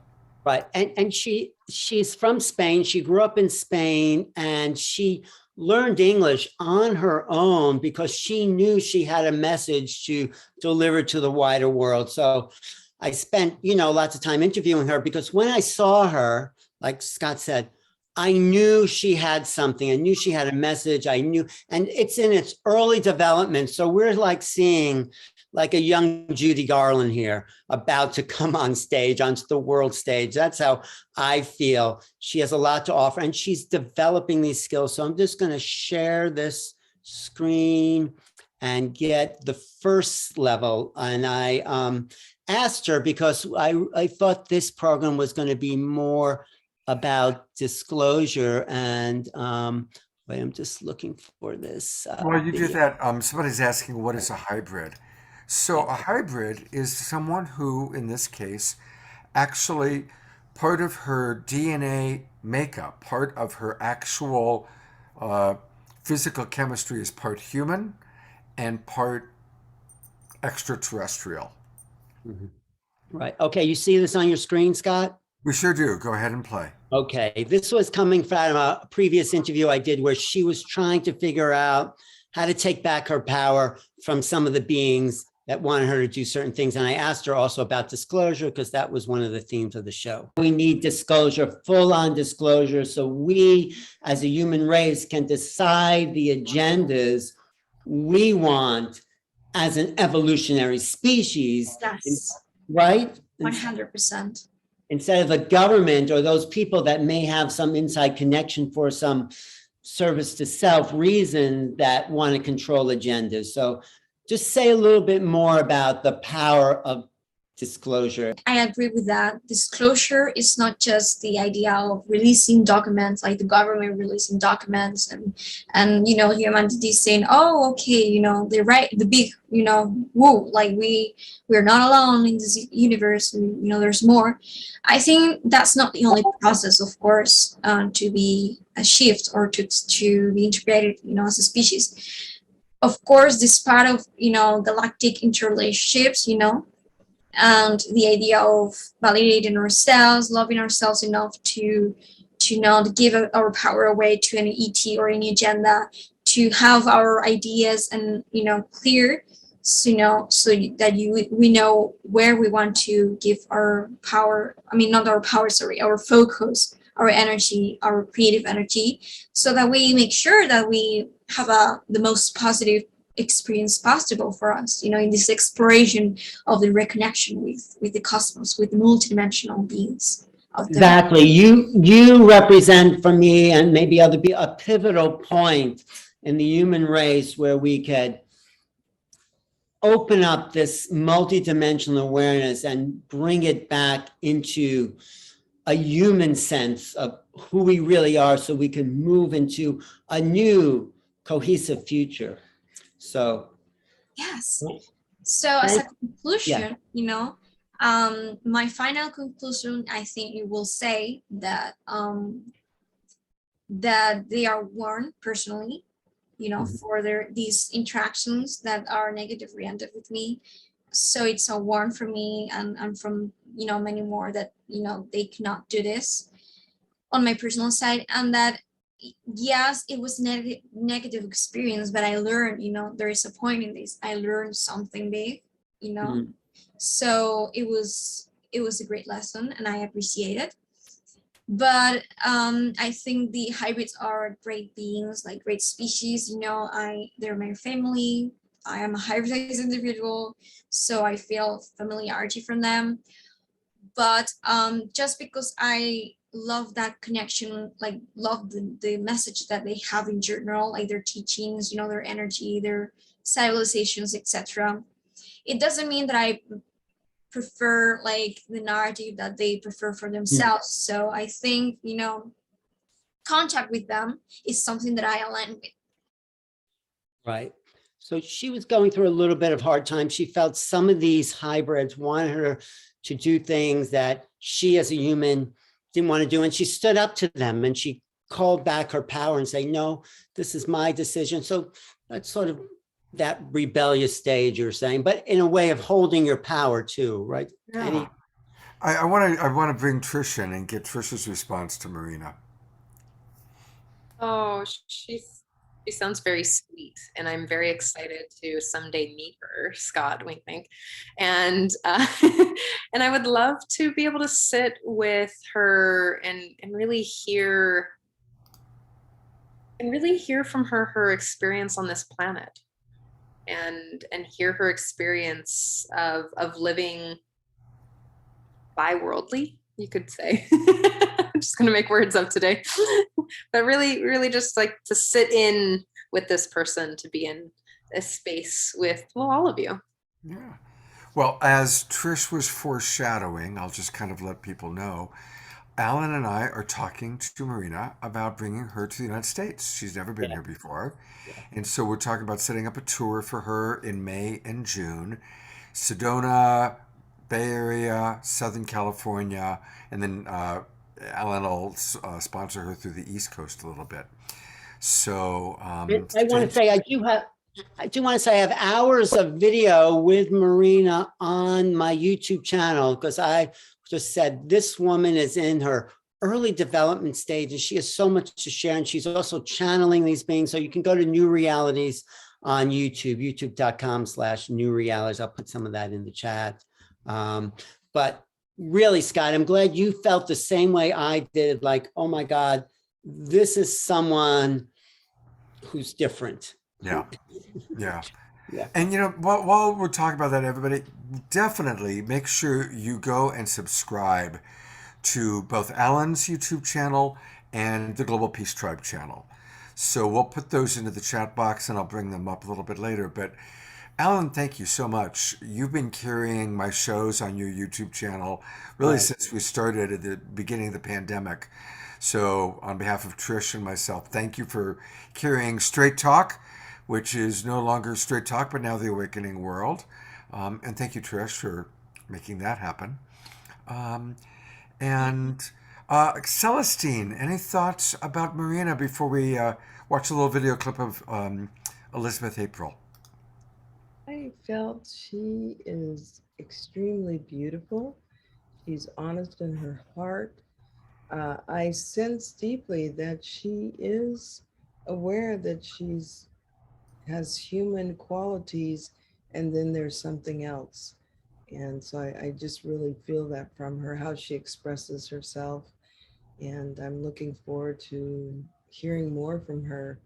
And I love hearing how she's sticking up for herself. So I felt a deep sense of awakening and love and joy. So Well, part of the fantasy that we have is uh, connecting her when she comes out here, of course, during a tour, public events, and connecting her with special people in each geographic area.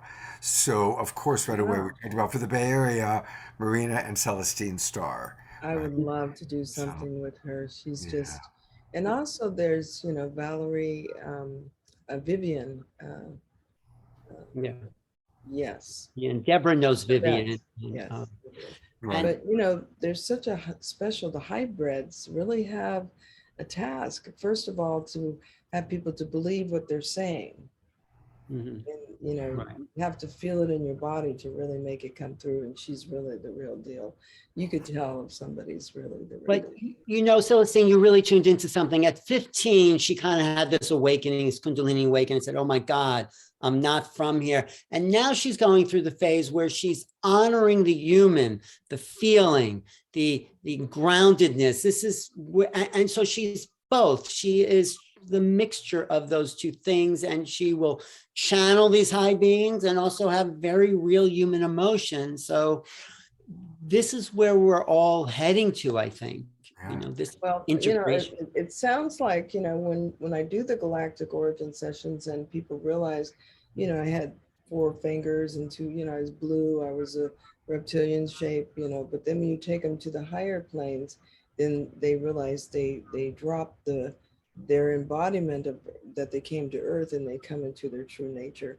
And then when you bring them back into their humanness, there's that, I understand that I had the primal universal codes, so how do you, they're having to integrate. So yeah, but when somebody says hybrid to me, I understand it as being an egg from a human and actually being born on a spaceship, or born in a different way. There's levels of that, I think. And I think actually we humans are actually hybrids. We're not originally from Earth, but a mixture of an evolving primate and a higher civilization. I think there's a operating. mixture for me. That's not everybody is that, but there are, yeah. More to talk about on that, Alan. John, I added you onto the gallery view here. I wanted to give you a chance. Any thoughts that you want to offer about Marina before we listen to Elizabeth April? Yes, I've heard a number of her interviews, and she knows a lot more than you would imagine a 21-year-old would know on so many levels. And so there's a very special gift that she has, and I feel she truly is a hybrid. Mhm. She is, and actually the next 2 nights, Saturday night and Sunday morning, we're going to show more clips of Marina talking about her experiences, lineage, DNA, and what her mission is. So, Alan, you did a beautiful job really delving into a lot of the deeper elements of her story. So thank you for that. Yeah, good job, Alan. Good job. thank you. Me and Scott, we're talent scouts. We go around, we see someone who lights up and said, we want to bring that out to the world. So that's our job. Yeah, that's a good way of putting it, Alan. That's a great way. Right. Hey, I want to invite, our chat box has gotten quiet. So we've still got 65 people in the Zoom room. let us know what you think. What's coming up for you? We are going to get to questions and answers next after we see this video clip of Elisabeth. And so we want to hear from you. What's standing out for you? What's new? What's interesting? What's intriguing? What are some of your thoughts and questions? So, and I want to acknowledge there's so many people in our chat room that I would love to put on the show. We've got wonderful Connie, Connie Baxter Marlowe, who earlier in the show when we were talking about how to raise the vibration, she has a process for that. And so maybe we'll bring Connie on to talk a little bit about that. Our beloved friend, the Mystic Abbot, Jerry, is with us. And so many of our friends that are regulars. So Ayada, Susan, Kent, Noel, Jodi Serota, who's going to lead our opening prayer and invocation, is with us. She's doing that tomorrow. So I just want to say thank you to everybody. There's a lot of people in this Zoom room, and I look at you on, and your cameras are on. I'm going to go to gallery view for a quick minute and look at all these beautiful people. And there's more. There's 2 pages. Omashar, who's going to play music for us tomorrow night. So anyway, welcome everybody. I'm glad you're with us, and we want to hear from you. So thank you. Okay. Alan's queuing up a video. I did a series of interviews with Elisabeth April. She wasn't able to join us live this weekend. She's been on several of my shows, and many of you may know her. If you don't, she's great. First of all, she's a sweetheart, and she's very loving, and she is highly, highly empathic and has been communicating and connecting with the Galactic Federation for quite some time. And then she kind of tunes in and brings down their downloads. So anyway, here's one clip of my interview with her, talking very specifically about government disclosure. And she says something quite similar to what we heard Whitley say earlier tonight. Go ahead and play it, Alan. Elisabeth, of course we wanted to have you on this amazing weekend about making contact. And really, what's the update? And what's your perception about making contact? I know that you do it all the time on the inner plane and would love to hear about that. And anything you have to say about disclosure or integration? Yeah, great question. So every month I host basically like a public call where I astral travel and remote view over to the Galactic Federation ships. It's called the Galactic Federation Summit. And I ask questions that humanity wants to know to just random members of the GFL, whoever kind of needs to speak up. So I used to do this all the time, not publicly, just myself. Now, just in January, so January 11th, I asked about disclosure. Actually, everyone was asking about this. When is disclosure going to happen? So of course, we want to ask the Galactic Federation of Light, who has many councils who deal with planet Earth and who deal with really big kind of, life-changing things that Earth could potentially go through. And one of the biggest things is cosmic disclosure. So I forget which being I was talking to, but I asked the question. I said, what's going to take place? And they were on some sort of like Earth Committee or Earth Council. And they said, Elisabeth, do you want to see, because I'm clairvoyant, so I see everything. They're like, do you want to see the timeline of us making contact with humanity tomorrow? And I said, yes, show me what's going to happen. So here's what they showed me. They showed me kind of like a collective of like potentially thousands, if not hundreds of thousands or tens of thousands of ships from the GFL, all coming to planet Earth all at the same time. So it's not just we're going to arrive at the White House. It was global. And that's really the only kind of global contact that could be made is at that capacity. And immediately, all the governments are getting out their nukes, they're getting out their weapons, they're getting out their explosives. There's fear rampage on all of the mass media, networks. And it feels like it's an invasion, and really it's meant to be peaceful contact. It's meant to be a huge awakening, So they showed me that visual, and I relayed that visual to the community who was watching that, who was joining me for that summit. And basically what the GFL said is, as much as we would love to come to planet Earth as much as you in this community have been asking for it for such a long time, right now, the collective vibration just simply isn't high enough for contact in a peaceful capacity to be made.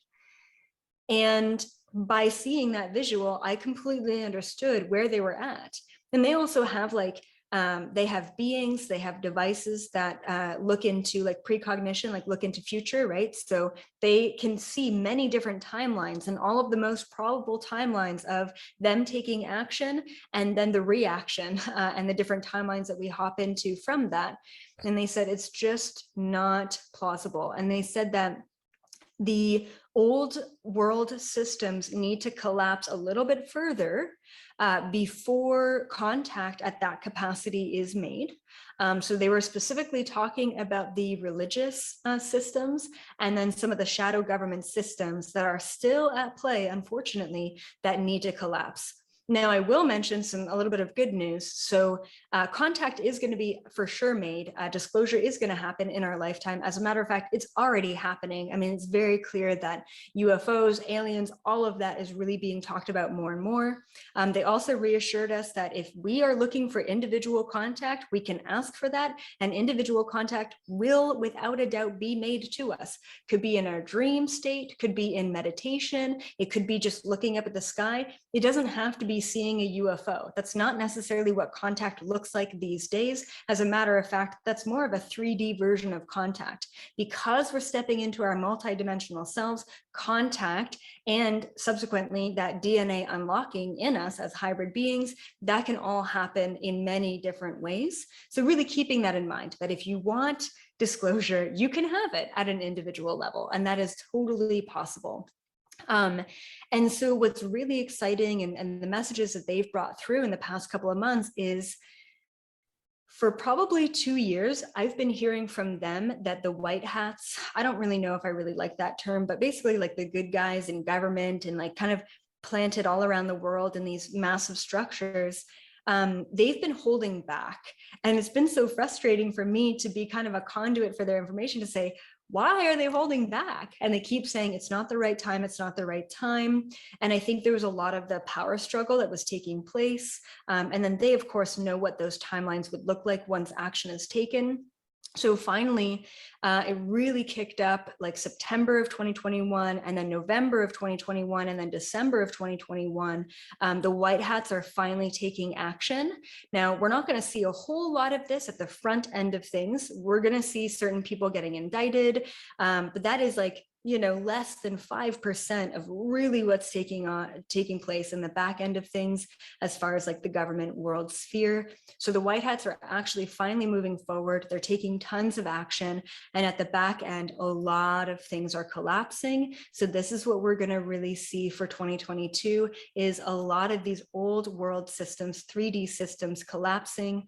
You know, like I mentioned before, the religious systems, the mass media systems, the political systems, the financial systems, I believe are all going to really collapse. To what extent, not totally sure, but 2022 is going to be still a year of polarity, still a year of collapse. We're not going to see 5D heaven on earth in 2022, unfortunately, but we're in the middle of the shift. We're getting there. And they really keep reassuring us that it's happening and that we need to kind of hold that space for the shift to take place. Okay, beautiful. And by the way, John Martin just caught something interesting. He caught the little orb in her video. I interviewed her for over an hour. And while I was talking to her, about 5 or 6 times, I saw this little white guy kind of go down. And I pointed it out to her, not on camera, or I mean, not when we were recording. So thank you, John, for picking that up. And I brought it up to her, and she said, really? She wasn't even aware of it. So thank you. I'm going to get people's reactions in a moment, but while you have just seen her, I want to take people to her website, because I really want to encourage people, if you relate and like what she has to say, definitely join her membership site. She's just created a brand new membership site where she's transferred all of her footage, and she's very prolific. Like John is constantly creating video. Elisabeth April does a lot of podcasts, video podcasts, where she talks about what's going on, and she's really creating a powerful community. So you can join. There's a social club part of it. There's all of her webcasts, and it's really very, very reasonable. It's very inexpensive. She's got a free site, a $9.95 site, $9.95 a month, or a $19.95 a month site. And so it's all at ElisabethApril.com. ElisabethApril.com, and you can join free or at one of the other levels. So choose your plan, join Elisabeth, and let's support our friends. Let's support Whitley. Let's support Elisabeth. In a few minutes, we'll take a look at how we can support Celestine. This is all very, very important. So thank you. So one of the great things she said there was, if you want contact, it is ours. Whitley's had it, Marina, April, Elisabeth, April, and a lot of people here know Jean and John, and Jodi's always having contact. And of course, Celestine's had a lifetime. So this is not something we have to wait for. Making contact is happening now. It's up to us, like Celestine said, expanding out our heart and calling them in. So I just wanted to put that out there. And John, of course, he has proof of his contact. So there you go. So Trish, I know you and I have had Elisabeth on this show, on our Straight Talk show before. Anything that comes up for you seeing Elisabeth again? I love her. Not only is she just she's also just incredibly heart-centered and high vibe.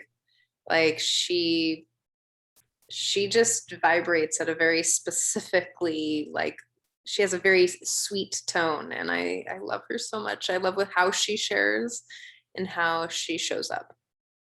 Beautiful, yeah. Celestine, John, I'm going to add you also here. I don't know if you've had previous experiences with Elisabeth, but wanted to welcome your thoughts. Well, you want to go first, John, or? Sure, Celestine, thank you. She's a deep thinker, and she's highly connected to higher levels of consciousness. And it's very obvious when she speaks that she has, a very unique point of view, and it needs to be heard. And I'm glad she has a venue, and thank you for sharing her work. Great. Yeah. Go ahead, Celestine. Okay. Yes, I love Elisabeth April. She's so beautiful, and I feel for her. It's like stepping out and kind of channeling through the information that you telepathically get, or teleporting yourself into the council room, which is what I've done a lot of, and often. So I really appreciate the messages that she gives. The one that she gave with you, Scott, was totally clear. It's very much the same. Some of the working from our grouping is the reintegration of humanity, and everything comes down from the source. So the ones that I work with, they don't come, they don't show up, they don't do these things unless they have permission from the source to work with us. And so if we give permission and we say, okay, we give permission and we're open and connecting to our own source self and opening, then they have that permission to step in. They did say they do not want a differentiation. That's their word for war. They will never do that. And they look at humanity as having, we don't even get along with ourselves, much less if the interstellar people step in. We do know that the secret governments or the deep state, they are planning to roll out an invasion so that they could be the heroes. And we know that they don't need to, the false narratives that they give us, again, makes us weary, and we say, are we really going to believe them? Even if they tell the truth, it's not in their nature. So I love what Elisabeth spoke about. It was very clear, and the timelines that she has seen, I have seen.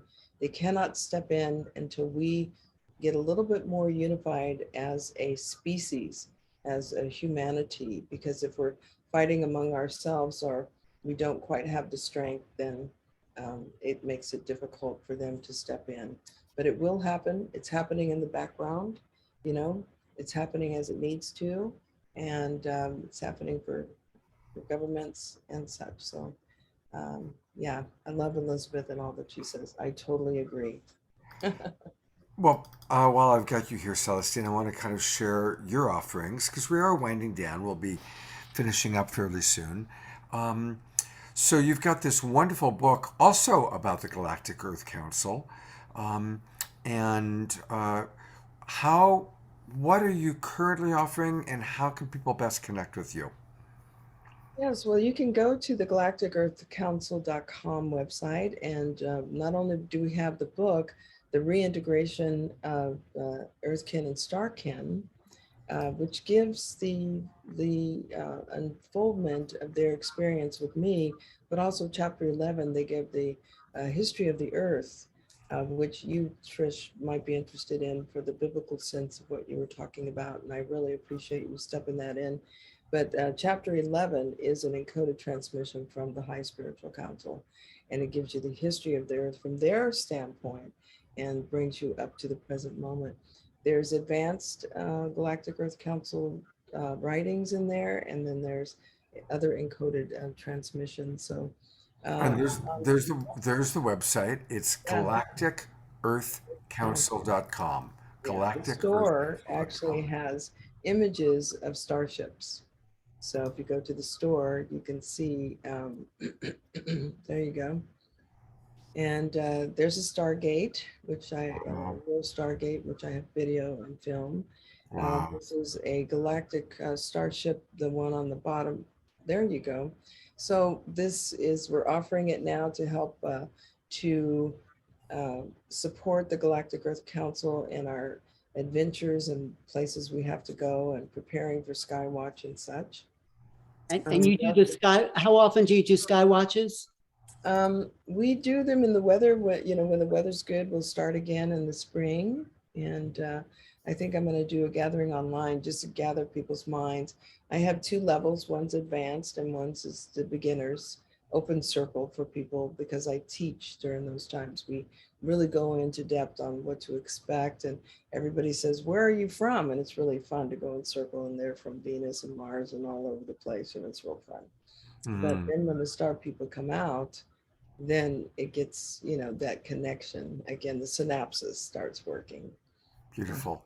Yeah. And stick around, everybody. We've got about 10 more minutes, and we're going to hear from Connie. And we're also going to close with some music, live music from John Martin. But I also wanted to take a moment to really encourage people, if you don't have Alan's book yet, you got to get it. Making Contact by Alan. And he's got wonderful segments in there from some of our favorite researchers. And you can get it. It's easy. It's right there on Amazon. And it's very inexpensive. And you can also Kindle it, audiobook it. Anything you want to mention about it, Alan? It's a collection of essays by people I consider some of the best. Whitley Strieber has a chapter in there, Linda Moulton Howe. I got an unpublished manuscript from John Mack's archives, and he is really a person who really legitimized the whole alien contact. I have Nick Pope and Grant Cameron. So it's a collection of minds that go from the exterior, the hard nuts and bolts, to the interior consciousness. Carolyn Corey, Mary Rodwell. It's about 11 essays. George Norrie writes the intro. My story of my contact experiences in there. And it seems to be a primer. It's like, we're a unique group, but if you're the only one in your family, this is the book you want to give them to say, this is what I'm talking about, because it's a slow immersion into the phenomena. So it's like a textbook. And thank you. I love talking. I mean, people know I talk about this day and night, and it's something about it makes me come alive. I don't know. It's just the most exciting moment in human history, when we're about to meet the cosmic others and change the mindset of humanity. It's our turning point. And tell it, brother. Tell it, Brother Alan. It's happening. Evangelical. It's happening to us right here on the Zoom and everyone watching, and something magic is in the air. Just Whitley alone, what a testimony he is to Speaking of testimonies, you've got some really beautiful testimonials right now in the chat box. I'm going to read them. Joanne writes, Atira writes, it's a riveting book. Joanne writes, I've read it and given it to others. It's a remarkable synthesis. Thank you, Alan. It is the most exciting moment in human history. Jane writes, I love your book, Alan. Thank you for your contribution. So there you have it. Those are right off some of the testimonials from some of the people in our Zoom room right now. And thank you, Scott, for showcasing that. But this is the beginning of a consciousness shift. And I think that's what we're all doing here. Celestine's dedicated her life, Whitney, John, Jodi, John and Jean. We know there's more down the road.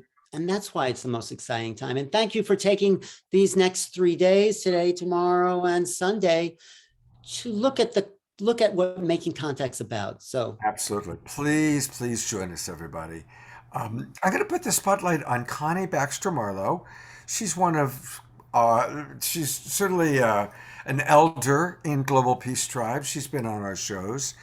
And Connie, I so appreciate all the many things that you and your partner Andrew have contributed, and you've got something very specific in relationship to what we're working on tonight. Well, I speak to the Earthlings because it seems like the Galactic Federation is saying, hey, Earthlings, you need to do your work to get your vibration up so we can do this thing.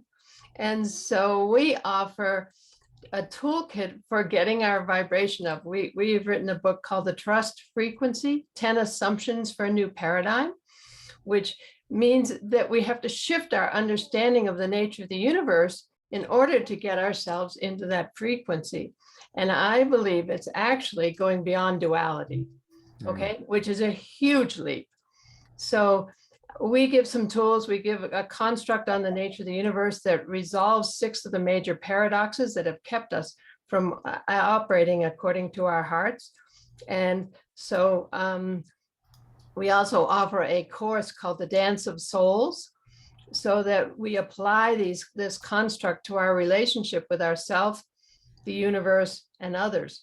So I just want to thank you for bringing me on and asking me to talk about our offerings, because it's so important for humanity right now to do that work. You guys are all talking about that contact and the beauty of what's going to happen, but it's not going to happen until we get in that frequency. We call it the trust frequency. Thanks so much. Thank you, Connie. Thank you. Thank you. And I think, again, that's what we're hearing. We all are learning ways to raise our vibration and to have our own unique connection.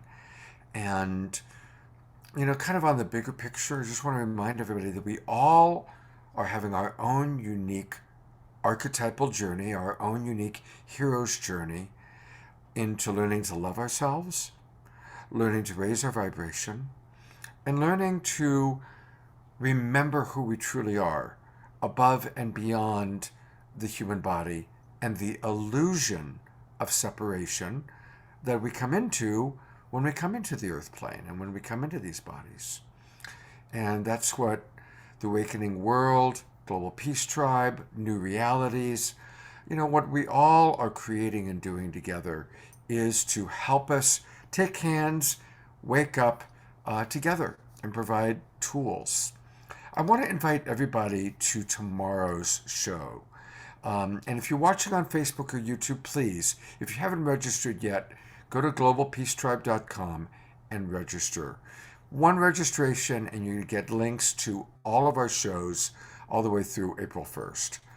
3 shows every week, plus special events. I just want to acknowledge you, Scott, that you are dedicating 3 days of your time and weeks of planning and development. We've been on the phone and chatting, and you're doing this every day. You did it for 90 weeks with Deborah. I salute you for your dedication, and thank you. Trish calls me a machine. I'm not a machine, but I appreciate your appreciation. Thank you very much. Thank you. And look, this is it. I was born on Christmas Day. I grew up with a Messiah complex. I've always wanted to contribute to the world transformation, and this is it. This is our time. This is it. The next few years, everything's going to change, and we're going to change, and we all need to come together as best as we can. As I like to say, we are the ones we've been waiting for. This is the time we've been preparing for. And I want to acknowledge two of the beautiful way showers that recently passed. Thich Nhat Hanh and Clifford Mahoney both died within a couple of days of each other last week. And so tomorrow, for those of you who have registered as part of the Global Peace Tribe, and everybody in our Zoom room has, because that's how you got the link. So when you register, you get the links. You can come in early to our early Zoom room show tomorrow, where we're going to be honoring these two beautiful beings. My friend Isabelita Papa, who was in Plum Village when he passed, is going to be here talking about that experience. And then JJ and Desiree Hurtak and Alan are going to be sharing their experiences of Clifford Mahoney, a beautiful, beautiful Indigenous elder who spoke frequently about the relationship between the Star People and Indigenous peoples and the Earth. So come and join us for a very special celebration of their lives. That's at 5:30 Pacific time, Saturday, and then we roll right in at 6 o'clock to our show. And tomorrow night we've got some really amazing presenters. We're going to show a little bit more of the Elizabeth April and Marina Seren videos. And then we've got JJ and Desiree Hurtak and Elisabet Sahtouris. She's so brilliant. And our dear friend Jodi Serota is going to do an invocation and music. We've got the amazing Cornflower playing music. We've got Omashar playing music. It's going to be a very full and beautiful experience. So join Neil us. Gaur doing some of his Neil rap. Gaur doing spoken word. Thank you for reminding me of that. That's right. It is a really full show. It's like what you used to do Saturday Night Live. Now it's can't get enough Awakening World. So this is the next phase. So this was a kind of introduction. Now we go to the next level. Although this was very deep for me, this show. I mean, oh, beautiful. We're going to go deeper, perhaps. And thank you, everybody. I'm seeing your comments coming into the chat box, and they mean a lot to me. Thank you very much. And, please share this out with people. Let people know about the Awakening World. We got to grow it. I mean, I love that we've got 65 people in the Zoom room, and I want it to be 100 and then 200. I want us to grow our community, and we grow it by all of you taking the time, directing people to the globalpeacetribe.com website or the Global Peace Tribe YouTube channel. Our YouTube channel, I put a lot of energy into that. And I create some of our best segments are there. You can see like the previous show I did with Celestine Star and Astarius Miraculi, and all of our previous shows, everything, every Sacred Sunday, every Straight Talk, all of the Saturday Night Live shows, and some of my favorite ones. I kind of pick out my favorite ones. They're all there on our YouTube channel, free of charge. So please turn people on to our show. In the beginning, there was John Martin, and it was good. And he is the alpha and the omega of tonight's show.